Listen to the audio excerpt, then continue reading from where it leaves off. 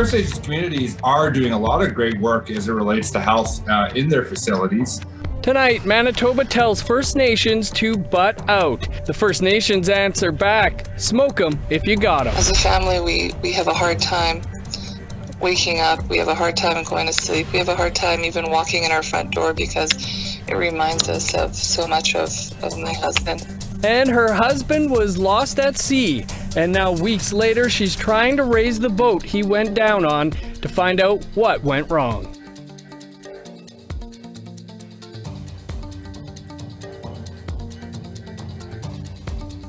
Good evening, I'm Dennis Ward. Welcome to APTN National News.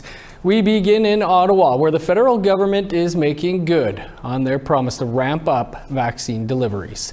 Today, it was announced from March 22nd to May 10th, Canada will receive at least 1 million vaccine doses per week. Justin Trudeau said Canada's military is working with provincial governments and Indigenous partners to prepare for fast-track deliveries, and their top priority is making sure no one misses out on vaccines. This includes Indigenous communities, which are particularly vulnerable to the virus. Vaccination is underway in over 530 Indigenous communities and communities in the territories. And for Indigenous people living in cities, we're working with the provinces and territories to get everyone their shots as soon as possible. To the east coast now, southwestern Nova Scotia is where the moderate livelihood fishery made headlines last fall, but tensions remain high. Yesterday, members of Sipekne'katik First Nation discovered a building had been vandalized. It's where fishers had planned to sell their lobster. This red building has been sitting at the Sulnerville Wharf for months. It was painted Treaty Truck House Number 3 to identify it as part of the Peace and Friendship Treaty. It states the Mi'kmaq can set up buildings to barter, sell, and exchange goods. Just hours after the paint job, it was vandalized. Last night, Sipekne'katik community members arrived at the wharf to assess the damage. Now they are staying to protect their boats. The RCMP are still investigating. Despite the damage, Joling Marr said the truck house is staying put. And within hours of it being painted and identified as Sipekne'katik property, it was vandalized. So it's blatant racism, hate crime. Meanwhile, it's been over a week since Fisheries Minister Bernadette Jordan issued a statement that the Mi'kmaq can harvest lobsters to earn a moderate livelihood, but that licenses will only be issued if fishers operate within the commercial season. Something criticized by Mi'kmaq and non-Mi'kmaq fishers alike. Today in the House, both the NDP and Conservatives pressed Minister Jordan over a lack of clarity in her plan. However, all answers were given by Agriculture Minister Marie-Claude Bibideau. Madam Speaker, on March 3rd, the Minister of Fisheries issued a statement that was supposedly meant to bring clarity and certainty ahead of the spring lobster fishery. This 180-degree change in direction has failed to set a path that would bring back peace, security, and fairness for all participants in the lobster fishery. Now, we didn't get an answer to the member for Sipekne'katik, but can the minister confirm today in this House when the details of her so-called interim plan will be finally disclosed? Honourable Minister. Thank you, Madam Speaker. Our government is committed to an approach based on the recognition of Indigenous treaty rights, conservation, sustainability, and sustainable and transparent fisheries management. The lobster stocks are healthy, and this season we will ensure that they are harvested sustainably and transparently. All fishers, including First Nations fishers, are focused on conservation and will all be encouraged to fish peacefully. Still in Nova Scotia, a Mi'kmaq public personality who is also a probation officer and an inmate for an alleged incident as consultant. A widow in northern BC is looking for answers in her husband's Kitimat, claiming 2 lives and leaving 1 survivor. Judy Carlick Pearson wants the boat recovered because she believes it can show what happened to her husband and the crew. APTN's Lee Wilson has more. On February 11th, the tugboat Ingenika capsized on the Gardner Canal, 40 kilometers south of Kitimat, BC. An emergency beacon was sent. An RCMP marine vessel and the Canadian Coast Guard started a search. 1 survivor was found near shore, but 2 men lost their lives, Charlie Craig and Troy Pearson. The tugboat is still at the bottom of the ocean. The RCMP say they're investigating the incident along with the BC Coroner Service. Pearson's widow, Judy Carlick Pearson, started an online campaign to salvage the vessel for environmental reasons and a personal one. The last portion of that is that we want that tug salvaged because who knows what answers are at the bottom of the ocean with it. The Coast Guard, however, says recovering the boat could put more lives at risk. In a written statement to APTN, they said, "We believe that some of, if not most, of the fuel dissipated in the first 72 hours during the storm. A remotely operated vehicle controlled by the RCMP followed the path left by the tow line to the depth of 565 feet without locating the vessel. The suspected depth of the vessel would make any attempts at recovery difficult and very dangerous." In Kitimat Village, Haisla hereditary chiefs Sammy Robinson and Jake Duncan are also calling for the tugboat to be pulled up from the canal. Jake Duncan believes the federal government, or Rio Tinto, the company the tug was working for, should raise the tug to limit damages at sea.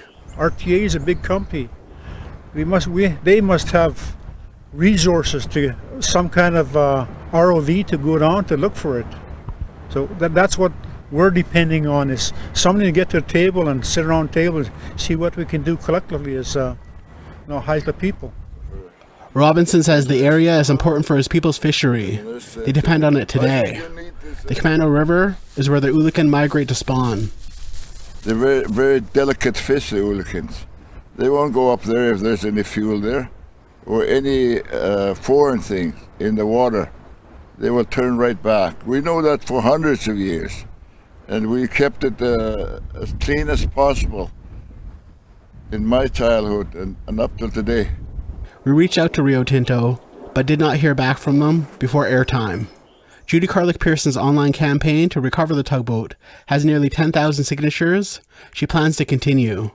She's grateful for everyone's support and says, "The recovery of the Ingenika can give all families impacted by the tragedy some closure."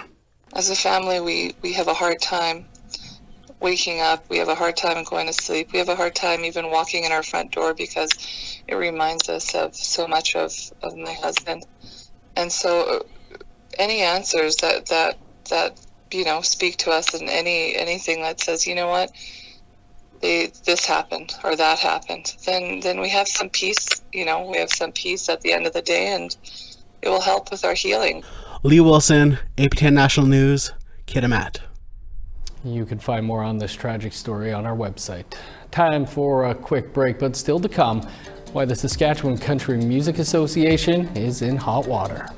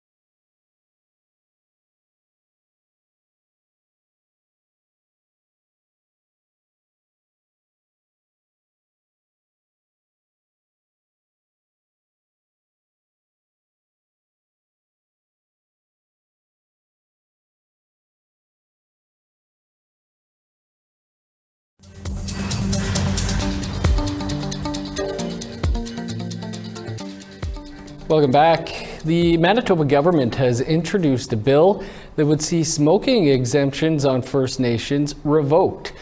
Bill 56 has First Nations organizations speaking out.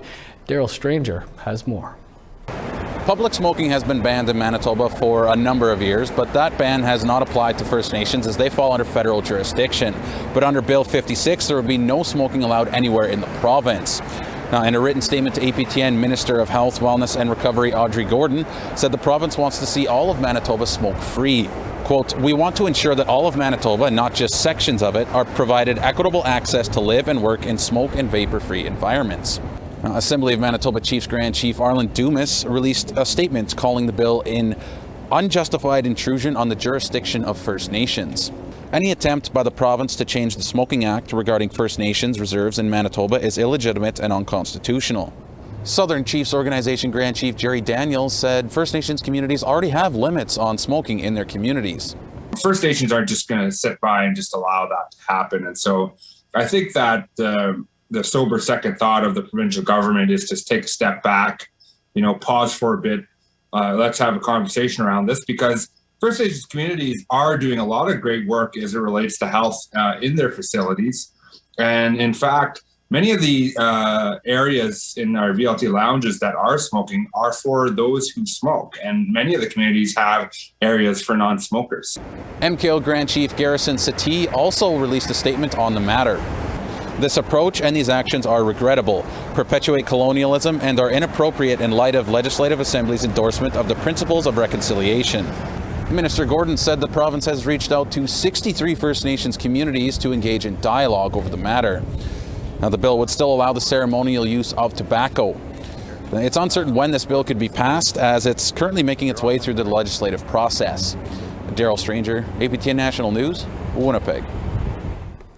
Still in Manitoba, the countdown is on. After nearly 3 years of construction, the Winnipeg Art Gallery's Haumayak Inuit Art Centre is about to open its doors to the public at the end of March. The WAG gave media a virtual sneak peek of the space this week. The space is home to approximately 14,000 pieces, making it the largest public collection of contemporary Inuit art in the world. The multi-level building includes a gallery level, an open concept learning space, and a 4-story glass vault that will showcase a range of artwork, including sculptures, carvings, paintings, and more. The design of the center was based off the landscapes, light, and peoples of the North.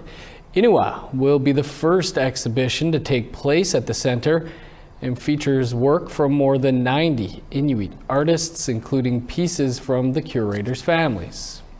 It's really special that it's here in the exhibition and on loan, and that I get to spend time with it and to spend time with her beadwork. She passed away when I was a little girl, and so I didn't get to spend as much time with her when I was growing up as I would have liked.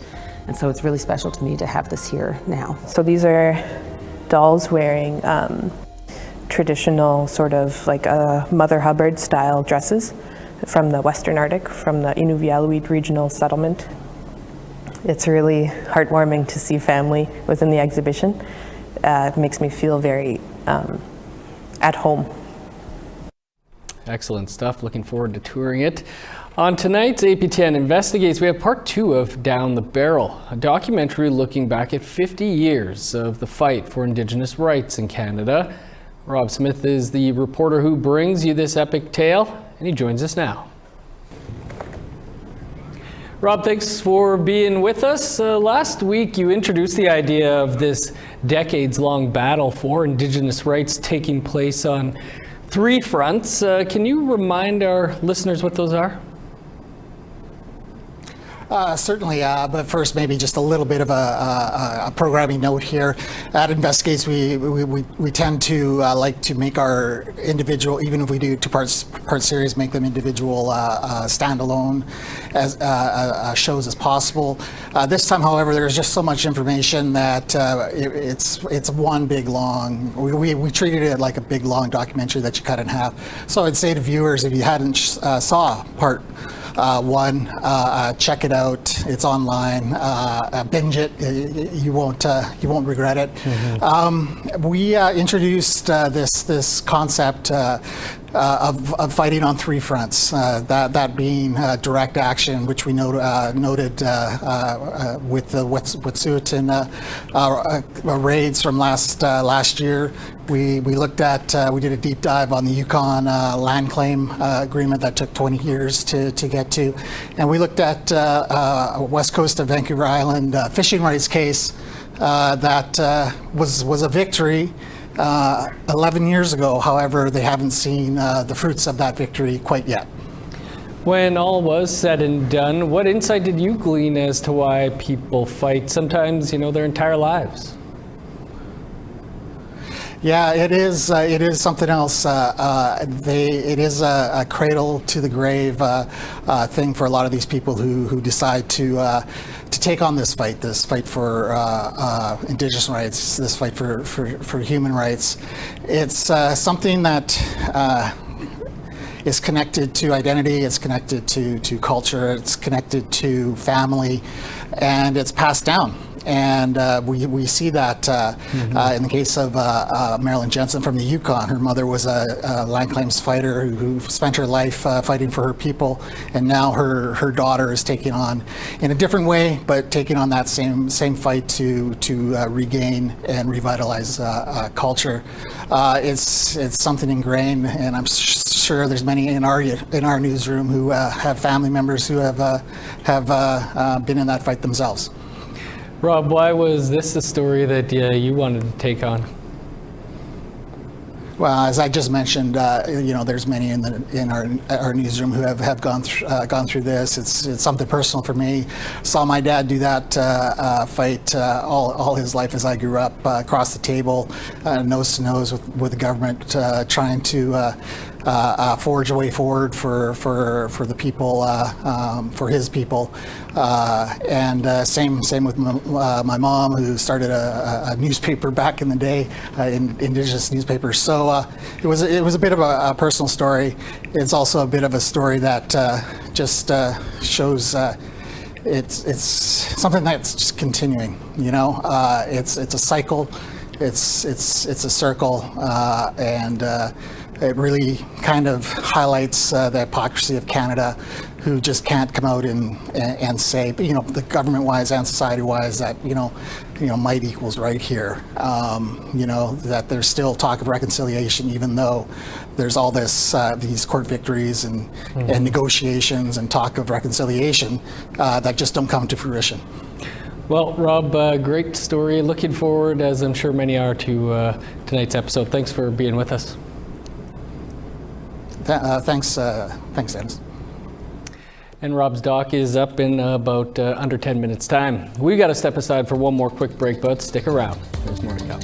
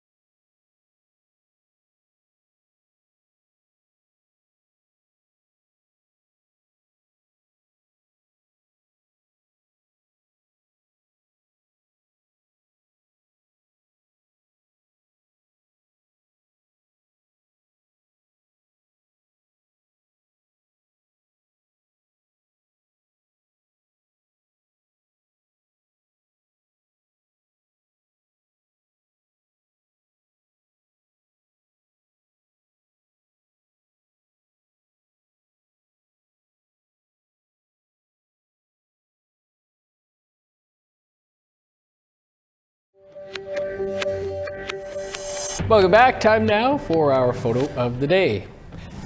Our viewer Daryl Stranger in Alberta, father to our own Daryl Stranger, sent us this photo of the adorable Coda learning to climb the stairs in his new home.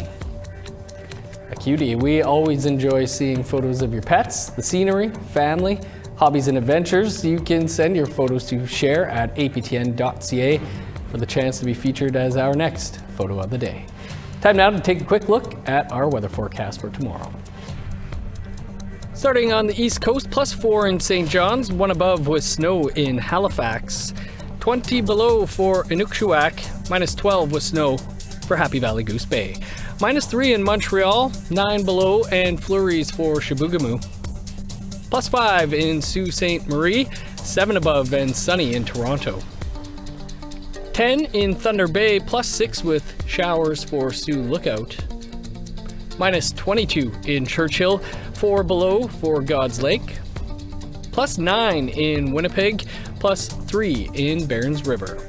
4 above for Saskatoon, sunny and 9 for Regina.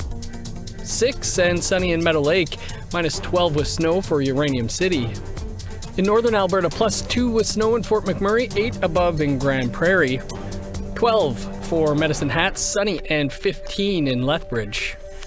14 for Vancouver, a sunny high of 13 for Victoria. -6 in Dease Lake, +6 in Prince George.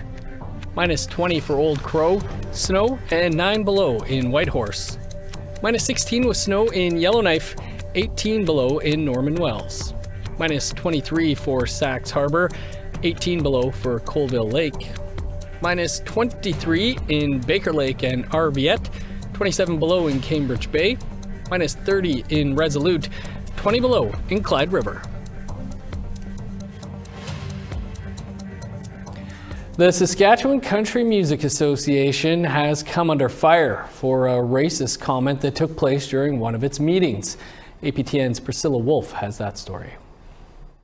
During a meeting for the Saskatchewan Country Music Association in February, Reg Wilkie, one of the members in attendance, made a comment about recipients of the Indigenous music category. Vice President Jared Potras was upset, and he posted that comment on social media. Then the comment came up about why should we give them an award when they're just going to hawk it anyway or pawn it off, And then that's what the post was about, and I was looking for allies, anybody who may have experienced something like this. Wes Labrache, the president of the SCMA, says the comment was made after the members decided not to have an Indigenous category because there were too few nominees. They made a decision not to issue awards if there were less than 3 nominees for 3 years or more.